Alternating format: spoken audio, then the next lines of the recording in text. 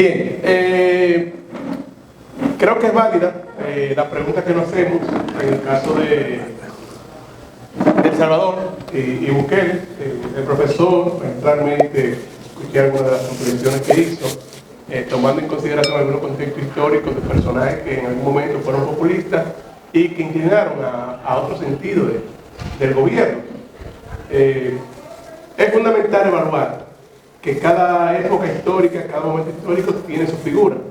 En el caso del siglo XX, el autoritarismo surgió justamente por la crisis de la democracia y porque ya los imperios habían tomado su visión del mundo, se había repartido el mundo y todos querían empezar a crear estados nacionales, al nacionalismo, el surgimiento de la ideología marxista y todo lo que trajo consigo que un siglo XX lleno de convulsiones, después de una Primera Guerra Mundial, todo el mundo tomó el modelo que entendía que era necesario. En ese contexto surgen los tres modelos más fundamentales en este caso, que es el autoritarismo, el fascismo y el nazismo, que fue lo que llevaron a Europa a la Segunda Guerra Mundial. Pero Eric Hobsbawm explica justamente por qué al no funcionar la democracia y el nacionalismo de finales del siglo XIX, justamente estos modelos de gobierno asumen esta postura. Y en el caso de Hitler, el caso de Mussolini y el caso de Rusia, se asumieron por el contexto histórico en que se vivía, aceptaron estos gobiernos. Hitler llegó como un salvador para Alemania y posiblemente lo fue, guardando cierta distancia y no justificando los hechos, que no se deben justificar.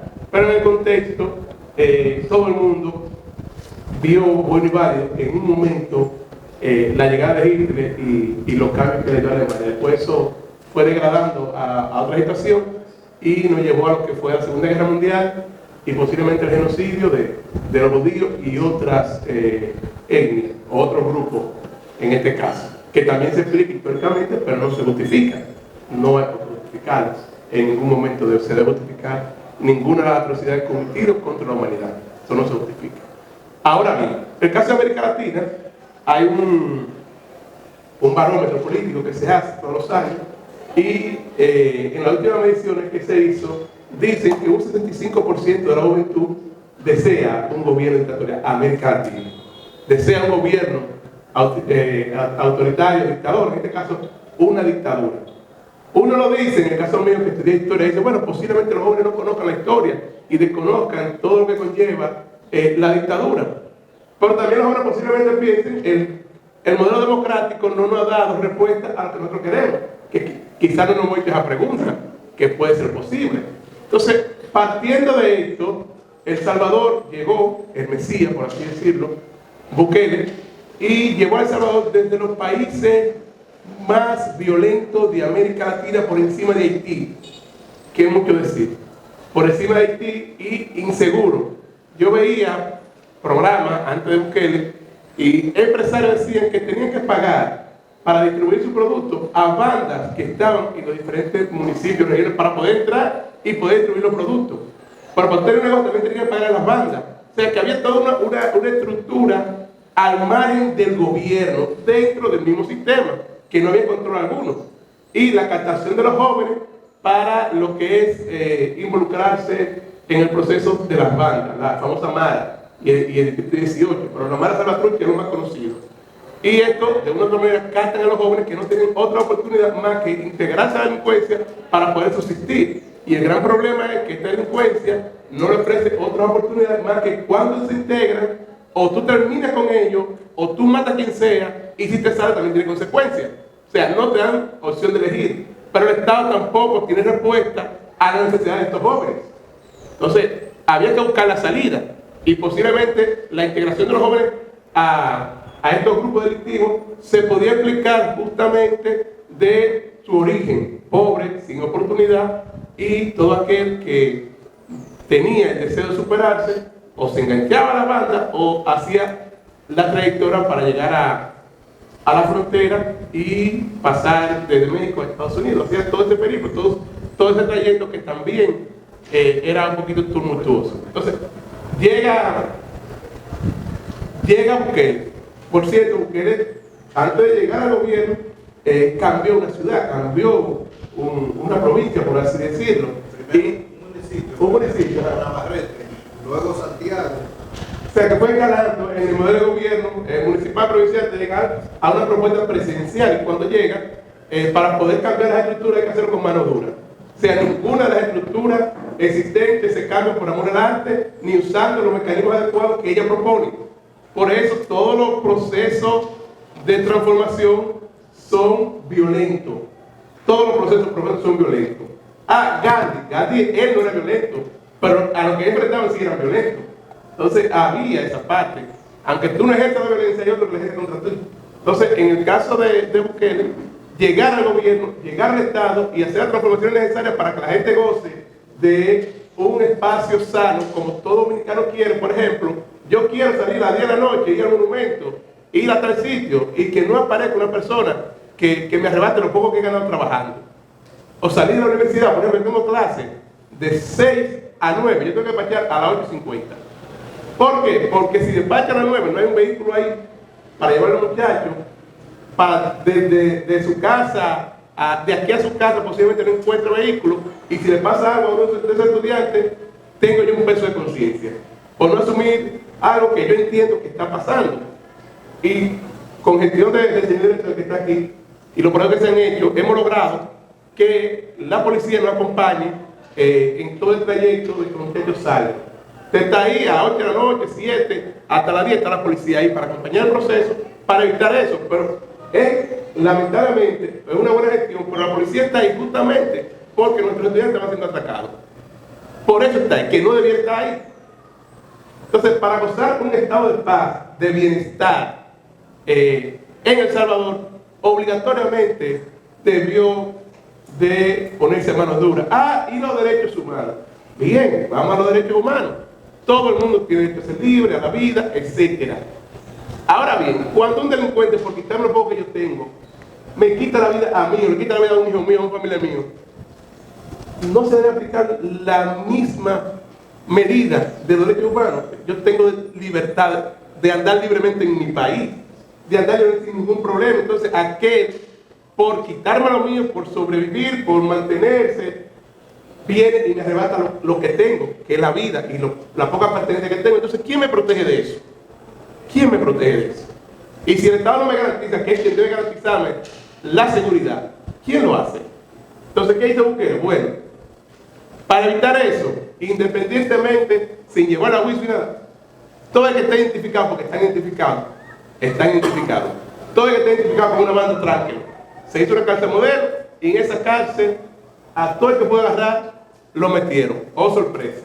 Los homicidios bajaron en más de un 70% en un año en El Salvador. En más de un 70%. Oh, sorpresa, la gente empieza a caminar libremente. Pero aparte de eso, Bukele también empezó a perseguir a los políticos corruptos. O sea, todo aquel que estaba haciendo las cosas que no se debía hacer, él, autoritariamente, decidió tomar carta en el asunto. En un momento del Congreso, aquí no se va a hacer lo que ustedes digan, se va a hacer la cosa para beneficiar al pueblo. Y si posiblemente, de manera utópica, nosotros hiciéramos eso en la República Dominicana, ¿qué pasaría? ¿Qué pasaría? Aquí hay un tema que estoy trabajando ahorita, que es el tema haitiano. Y todo el mundo está cansado del tema haitiano, todo el mundo habla del tema haitiano. Pero diario, aquí entran guaguas y guaguas de haitianos cargados. Yo me pregunto, ¿cómo pasa por la frontera? No sé, por arte de magia.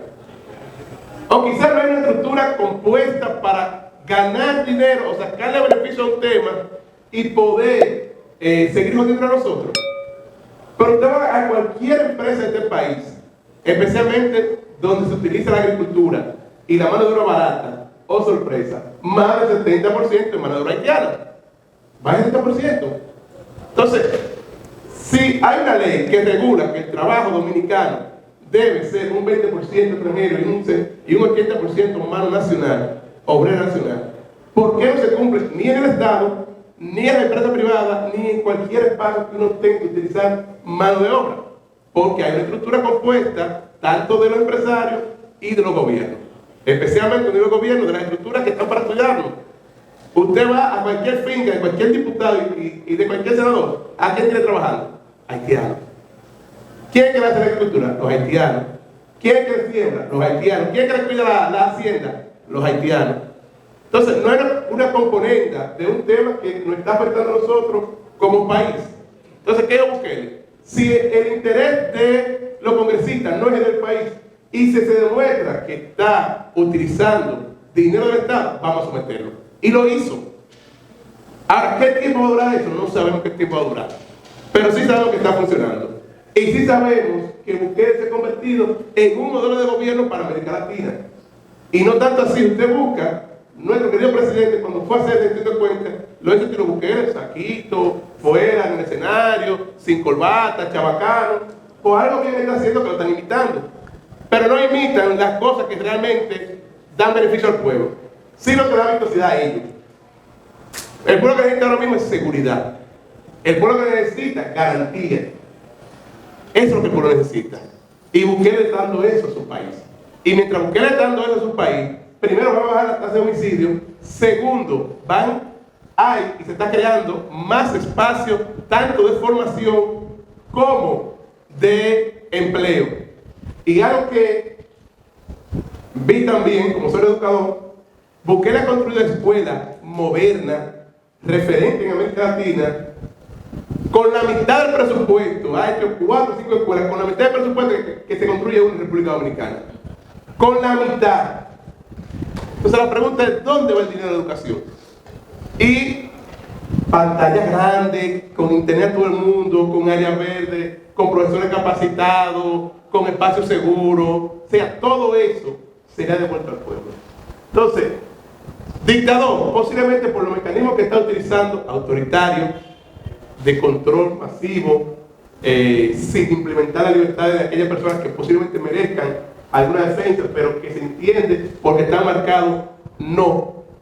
Son mecanismos que lo usan los gobiernos dictatoriales autoritarios y que están presentes, eso no se van a negar. Ahora la gran pregunta, ¿le está funcionando a El Salvador? Era lo que ellos querían. Y si le está funcionando, creo que es un modelo que de una u otra manera debiera exportarse.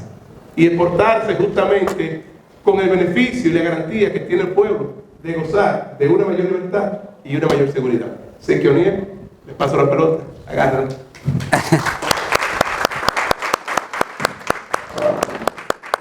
Yo creo que después de ese curso de Anthony, es difícil uno poder... Qué difícil, Qué difícil me la pusiste. Mire, definitivamente que estudiar a Bukele se ha convertido en un referente para nosotros, especialmente los jóvenes, que siempre tenemos inquietud desde el punto de vista social, por varios elementos. Bukele es el primer millennial que llega en América Latina al gobierno. Eso hace naturalmente que nuestra generación, así como expresaba el maestro ahorita, cada generación tiene sus referentes políticos. La generación de los 70, los 80, tenía a Fidel Castro, tenía a Sandino, había un grupo de líderes y todo un marco referencial en la región que le despertaba interés. En República Dominicana teníamos el profesor Juan Bosch, en la izquierda progresista, etcétera, etcétera. Nosotros como generación surge un modelo en Salvador.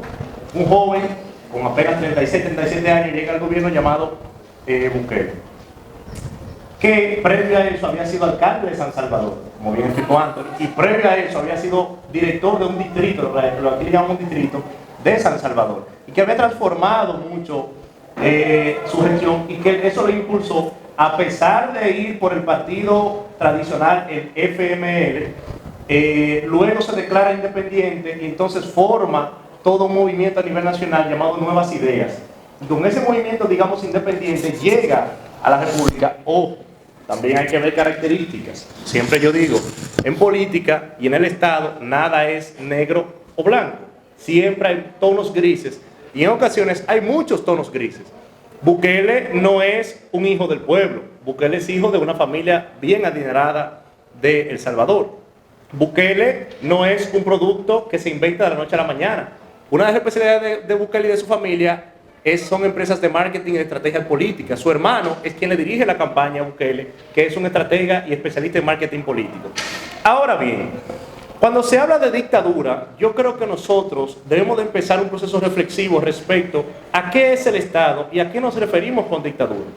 Juan Bosch tenía un concepto llamado dictadura con respaldo popular, que fue una tesis que implementó bajo los gobiernos del doctor Joaquín Balaguer para poder comprender cómo un gobierno, a pesar de tomar medidas antidemocráticas, antilibertades, pero va a las urnas y se refrenda con las urnas, como es el caso de Bukele, que se ha refrendado con más del 87% de los votos a favor, lo que se provoca un hito en una elección en El Salvador.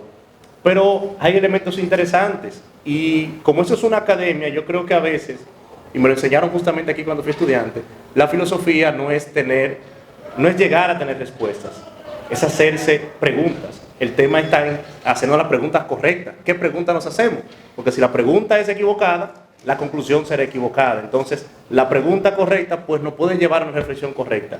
Y yo creo que ese es un tema que, como está en desarrollo, no importa quién venga a exponer, les dejará muchas preguntas. La idea es que ustedes se vayan entonces con la pregunta correcta. Yo me pregunto entonces, ¿es el Estado democrático?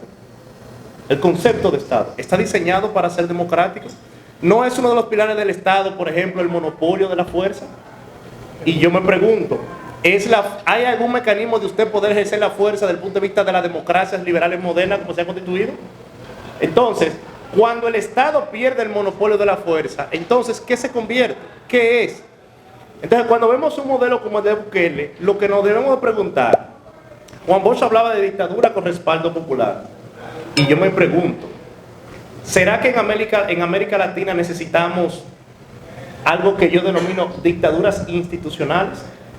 Que son aquellos gobiernos que, bajo mecanismos del imperio de la ley, puro y duro, establecen orden, un tipo de orden, establecen mecanismos de control, un tipo de control. Pudiéramos luego entonces reflexionar si ese tipo de orden, si ese tipo de control, si ese tipo de mecanismo yo estoy de acuerdo o no. Ahora, cuando Thomas Hobbes hablaba de ese famoso de Leviatán, hablaba de ese Estado que ejercía el control y al cual tú le entregabas sus derechos para que él pudiera mantener el orden y la paz. Cuando un territorio como El Salvador, más pequeño que República Dominicana, unos 21.000 kilómetros cuadrados, como decía Anthony, pierde el control de la fuerza, es decir, las bandas en El Salvador, así como en Haití, se constituyeron en la institucionalidad. Grupos armados, grupos vandálicos controlaban El Salvador en todos los niveles. Hablamos de los servicios de seguridad individual. Tú tenías que pagar a las bandas para que te dejaran pasar por tu calle. Hablamos con los comerciantes, tenían que pagar a las bandas para que le pudieran dejar transportar la mercancía. Hablamos que los políticos les pagaban a las bandas o se dejaban financiar de las bandas para poder hacer campaña, porque no podían salir a hacer campaña. Y el tema de la seguridad de las bandas era un tema que se tocaba aparte, que no era parte de un proceso de campaña. Había que salirse de eso. Ahora, no todo, vuelvo y digo, es blanco o negro. Y yo me pregunto, y siempre me pregunto, ¿tenía Bukele forma de llegar al gobierno en un país como ese sin tener algún nivel de vínculo con las bandas? Porque ese también es un tema que habría que resolver. ¿Cómo tú, como se dijo aquí una frase, pasé por el lodo y no me lo dé, ¿verdad? ¿Cómo tú logras, en una situación tan caótica, ser director de un distrito, ser alcalde de un distrito y llegar a ser presidente sin tener ningún vínculo con eso? Y si tenía algún vínculo, entonces, ¿cómo lo logró romper? ¿Cómo logró, después de haber llegado, decir, espérate, yo llegué aquí con acuerdos, pero esos acuerdos ahora se rompen, porque ahora llegué yo y yo tengo una visión y hay que implementarla? Bukele rompe con el paradigma de las democracias liberales. Recuerdo un episodio donde él militarizó el Congreso. Y ustedes dirían, bueno, pero que es una democracia, hay que tener cuidado. Yo mismo me preocupé cuando vi eso. ¿Pero por qué lo militarizó? Bueno, porque el Congreso, en el cual era minoría, no le quería dejar pasar una ley especial de seguridad, con la que él tenía autoridad y potestad para poder establecer el orden en el país. Eso, yo extrapolándolo, me recuerda, Anthony sabrá más que yo de eso, a un Pedro Santana cuando rodea la constituyente y le dice, si no me dan el artículo 210 para que yo tener poderes y poder ejercer el nuevo Estado que se conforma, de ahí nadie sale. Y hubo que rápidamente te con un lapicero, ¿qué es lo que usted quiere? Venga, pues firme aquí, pues ahora sí yo lo hago. Entonces, ahora, lo que yo entiendo, y cuando me refiero a dictaduras institucionales, es entonces ver la línea muy fina que se pasa de un Estado puro y duro de ley donde se refrenda la institucionalidad, donde se refrenda la democracia, donde se refrenda la participación, donde se refrenda el todo poder compartir, a que ese Estado no pase a un Estado personalista, que fue lo que creó Trujillo. Cuando se aborda el tema de Trujillo, creo que todavía en este país hace falta debate sobre Trujillo, mucho debate.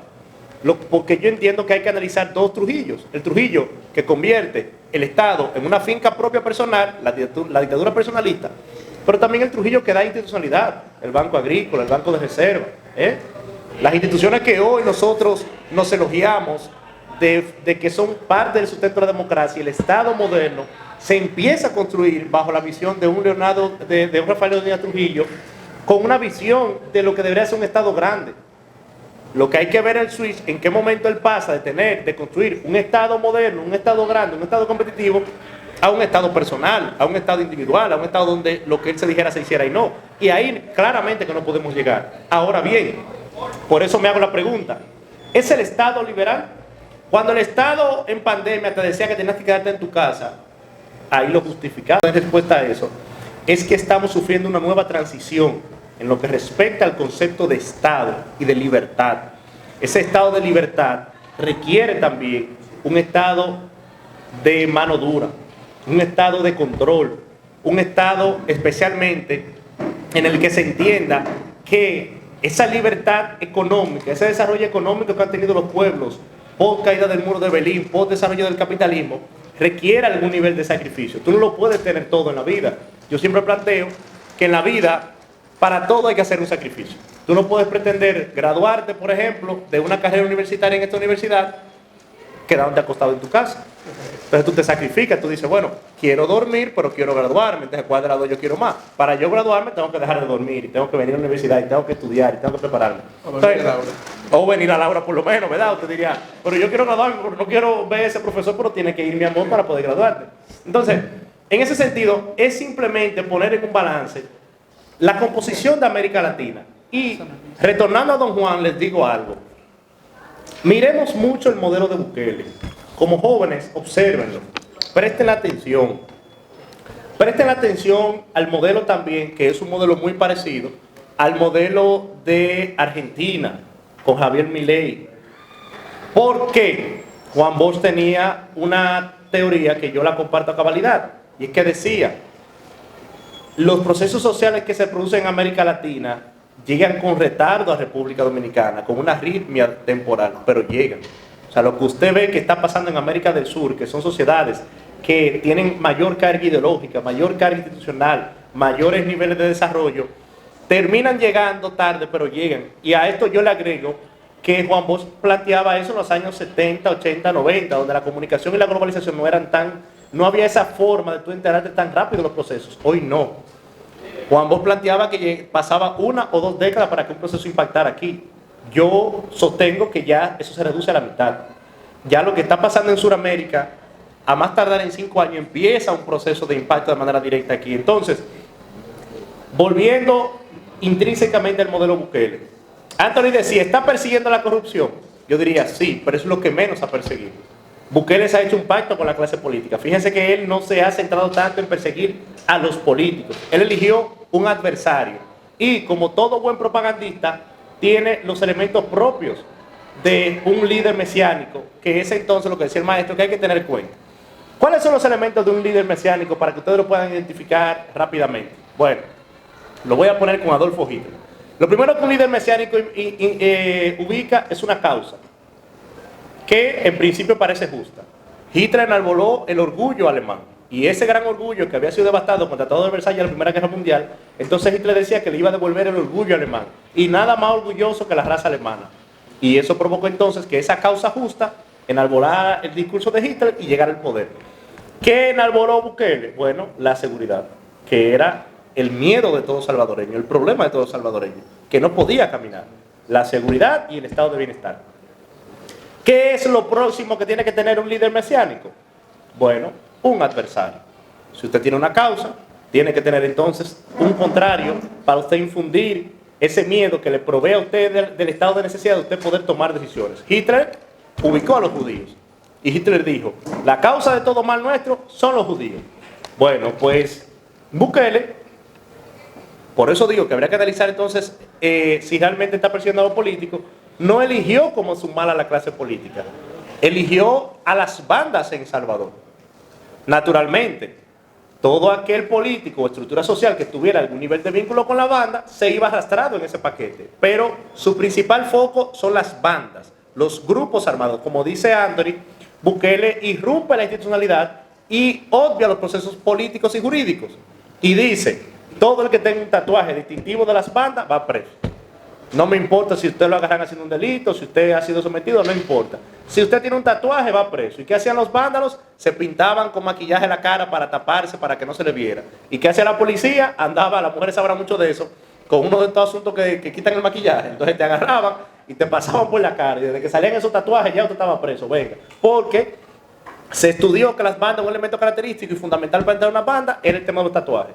Entonces no había un vándalo sin tatuaje. Y entonces el tatuaje era un signo distintivo para casarte. Entonces, falta entonces un tercer elemento que yo he analizado respecto a la construcción de un líder mesiánico. Y es la simbología. Hitler tenía la esvástica. Fue el símbolo nazi por excelencia, que es un símbolo pagano que Hitler adopta de antiguas culturas como un símbolo que en principio era un símbolo de libertad y conciencialmente Hitler lo convierte en un símbolo de opresión. Habría que ver, Anthony, si Bukele ya tiene su simbología. Creo que no todavía. Todavía Bukele no ha desarrollado algún nivel de simbología que a usted le permita identificarlo. Pero sí lo ha hecho desde lo que se constituye como la simbología del poder. La simbología de Bukele es el exceso informalismo. Como decía Anthony, se quitó la corbata. En su toma de posesión se puso un traje azul con una media roja, que para un político eso es disruptivo. Y gobierna usando un poloché y una gorra, ¿verdad? Y quita la formalidad y con un poloché y una gorra del palacio recibe incluso a mandatarios porque él entiende que eso es lo que lo representa la informalidad. Entonces, el modelo Bukele es un modelo en el que todavía está en desarrollo. Ha modificado la Constitución bajo un alegato o un bajadero jurídico, como le llaman los abogados, para poder reinterpretar un elemento constitucional que le permite a él entonces volver a postularse. Y el bajadero fue muy astuto. Dijo el Tribunal Constitucional en una sentencia sin precedentes, muy simple, dice: bueno, la Constitución dice que el mandatario que llegue, que ocupe un periodo gubernamental y llegue al siguiente periodo no puede repostularse. Y el tribunal dijo: no, pero bueno, el truco está en la palabra si llega al siguiente periodo. Pero ¿qué pasa si yo me retiro antes del segundo periodo? Oiga qué creativos somos los abogados cuando queremos buscar el asunto. Dijo, como la Constitución dice que si llega al siguiente periodo ya no puede, Bukele le dijo: ah, no, pero mira qué fácil. Me retiro 6 meses antes, no llego al siguiente periodo y soy candidato. Y efectivamente dejó a su asistente como presidente: aguántame eso ahí, vengo ahora. Hizo una carta, se retiró y se presentó como un candidato normal. Aquí estoy yo, llegué yo nuevo, yo no soy presidente ya. Entonces, al momento de inscribir la candidatura, efectivamente, señores, no era presidente, porque el tipo renunció.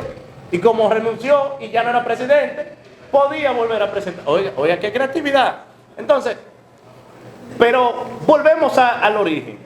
En la vida política y de Estado, nada es bueno y malo.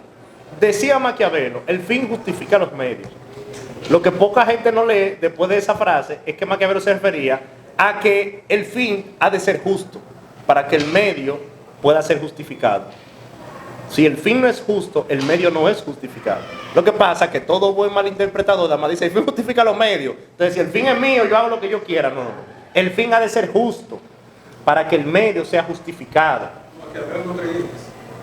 No, porque tampoco Maquiavelo... Porque también Maquiavelo, a lo que hacía una lectura de su época, tampoco eran sus ideas per se, no era que él creía ese tipo de cosas. Él lo que hacía, hizo un estudio de los gobiernos de Estado que habían en la época y planteó una tesis que perduró en el tiempo y que ha sido mal interpretada, mal atendida. Incluso, yo siempre digo, cuando me preguntan a veces que quieren leer a Maquiavelo y las 48 leyes del poder, siempre refiero: primero leamos a Juan Bosch. Aquí tenemos un gran intelectual en este país, que es Don Juan, que es sociólogo, que fue político, que fue dirigente político, que fue literario, que fue ensayista, cuentista. O sea, un hombre con una visión holística, que viajó el mundo, que entendió la sociedad de su momento, que proyectó la sociedad del futuro, que analizó el pasado. Es decir, un hombre completo. ¿Cómo? Duró poco en el poder, entonces. Lo que No lo puche. Juan Bosch duró poco en el poder, justamente por este tema, porque quizás Juan Bosch no se prestaba para hacer lo que tuvo que hacer Bukele para mantenerse en el poder. Entonces, como Juan Bosch llegó con una visión, yo le refiero, más utópica literaria que política realista, cuando Juan Bosch llega y dice, no voy a quitar los militares, porque el Estado se puede transformar, Juan Bosch no entendió que ya esa manzana estaba podrida y que ya tú no puedes reformar algo que está podrido. Lo podrido, en la teoría de la eliminación del Estado, en derecho penal, establece que lo que está dañado se elimina para que el Estado pueda avanzar. Tú no puedes decir que cambiarlo, se elimina y punto. Por eso la pena de muerte era institucional. Hoy es entonces penalizada legalmente, pero ejercida en la práctica. O todos aquí, yo creo que hemos escuchado en los barrios la famosa banda. Si salen a buscar a fulano, se va. Si la banda tal salió a buscar a alguien, no aparece. O sea, eso es una orden de Estado. Eso es el Estado que dirige eso. Porque entiende que ese individuo ya no cabe en la sociedad. Entonces Juan Bosch no se prestó para eso. Posteriormente, cuando se convierte a la izquierda, al marxismo-leninismo, por allá por el 69-70 en París, planteaba en su tesis posterior de que él creyó en un estado de libertad democrática que eran los americanos y que él no entendió que los americanos no solamente practicaban la libertad hacia afuera, pero hacia adentro ejercían los intereses y que el Estado los dirige en los intereses.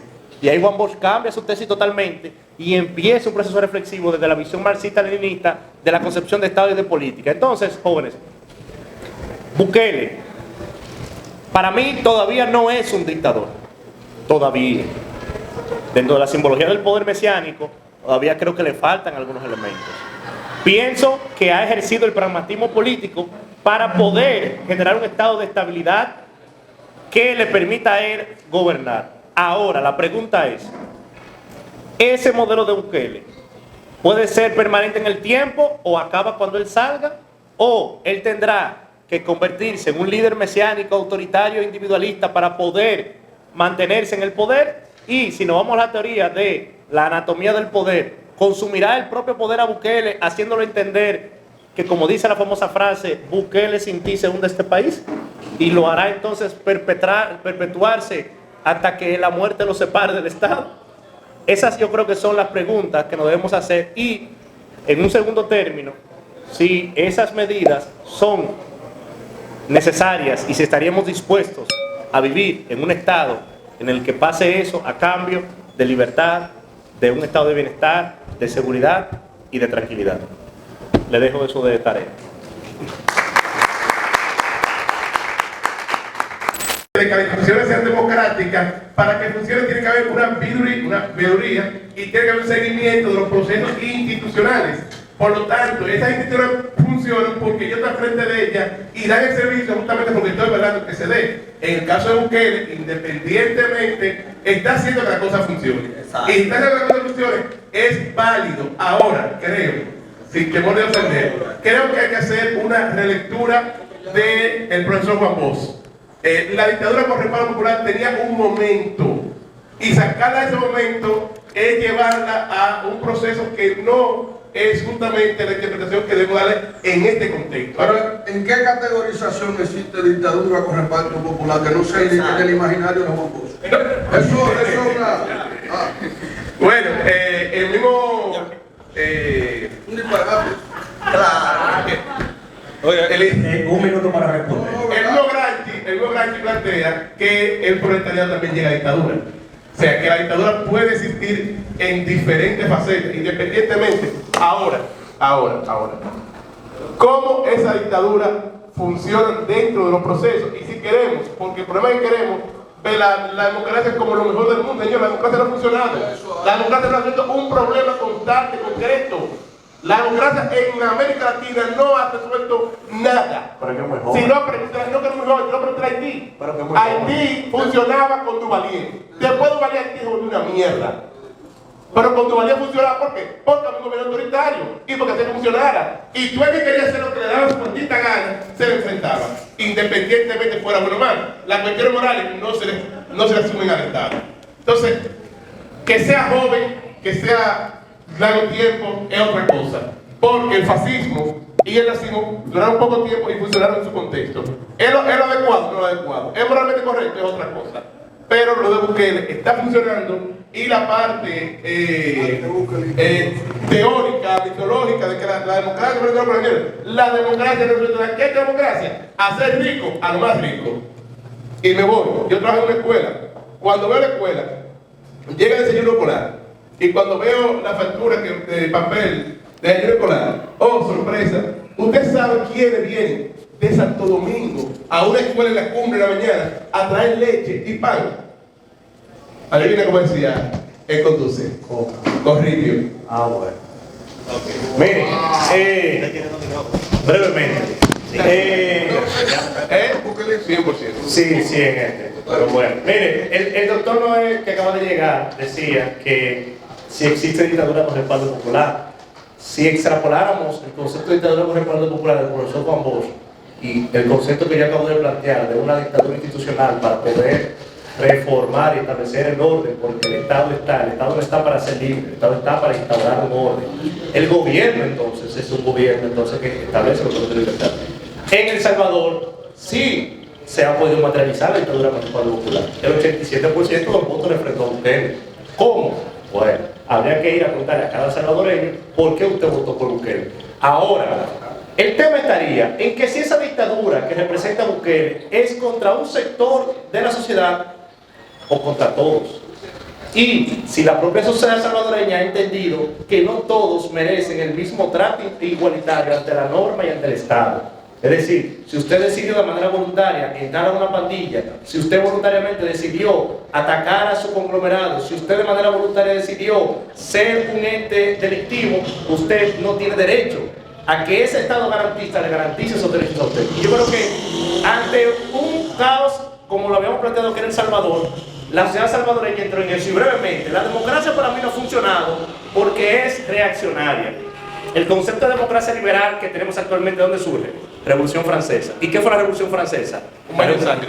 Un baño de sangre en la historia. La revolución más sangrienta. Fue como, no queremos esto, ¿y qué vamos a hacer? Bueno, no hemos diseñado nada todavía, pero vámonos para este lado. Y entonces hay una construcción permanente. Y fíjense que las democracias se fortalecen en cada país luego del proceso de dictadura y luego del proceso de autoritarismo. Entonces viene un proceso de libertad. Cuando ese proceso de libertad se degrada, vuelve un proceso entonces de autoritarismo, porque las sociedades, especialmente las de América Latina, son como un péndulo, siempre se van a los extremos, nunca reflexionan respecto hacia qué es el equilibrio. Siempre andamos o nos vamos a la extrema izquierda o nos vamos a la extrema derecha. Europa ya por el tiempo, yo entiendo que hay un proceso de reflexión, ha logrado niveles en algunos países de equilibrio. Pero nos vamos a ganar El Salvador.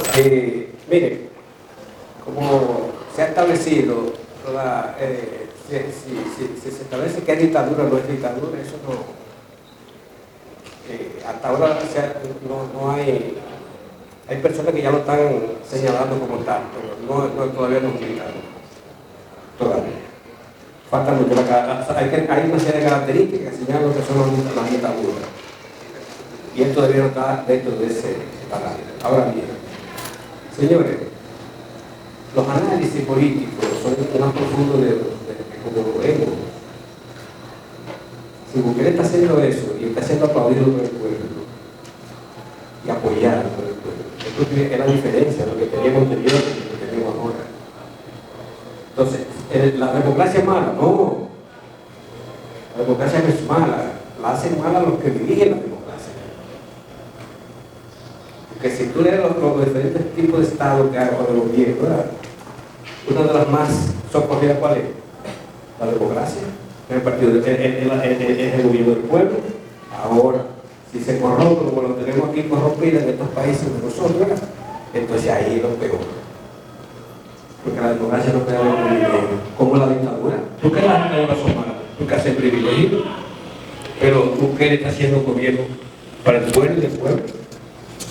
Eso es lo que se quiere. Y hay controles. Entonces no es que es mala la dictadura, no es que es mala la democracia, no es que es mala, no.